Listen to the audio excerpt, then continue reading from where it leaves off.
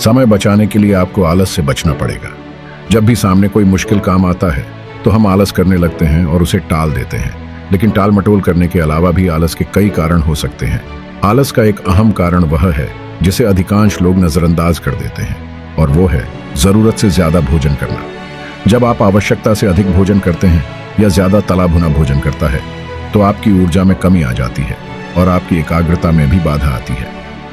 आलस में आप ज्यादा गलतियां करते हैं और टाल मटोल करने या जैसे तैसे काम निपटाने के चक्कर में रहते हैं। इससे आपके काम की क्वालिटी पर बुरा असर पड़ता है। यदि आप शर्लॉक होम्स के दीवाने हैं तो आपको यह बात जल्दी समझ में आ जाएगी, क्योंकि जब शर्लॉक होम्स कोई जटिल समस्या सुलझाने में जुटता था तो खाना पीना छोड़ देता था।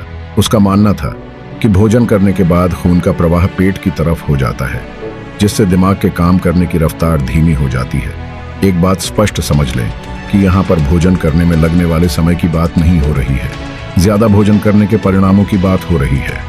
भोजन करने में तो कम समय लगता है, लेकिन भोजन के कारण उत्पन्न आलस के कारण ज्यादा समय बर्बाद होता है। आपने भी देखा होगा है कि दिन में खाना खाने के बाद स्टूडेंट्स को नींद के झोंके आने लगते हैं, और रात को अगर डटकर खाना खा लें तो सीधे बिस्तर पर जाने की इच्छा होती है। आपने खुद भी महसूस किया होगा कि रेस्तरां में या किसी विवाह समारोह में भोजन करने के बाद आपको पेट भारी लगता है और आप जल्दी से जल्दी सो जाना चाहते हैं। क्या आपने कभी सोचा कि हम सुबह सबसे अच्छी तरह काम क्यों कर सकते हैं? एक कारण तो यह है कि उस समय आराम कर लेने के बाद शरीर थका हुआ नहीं रहता है।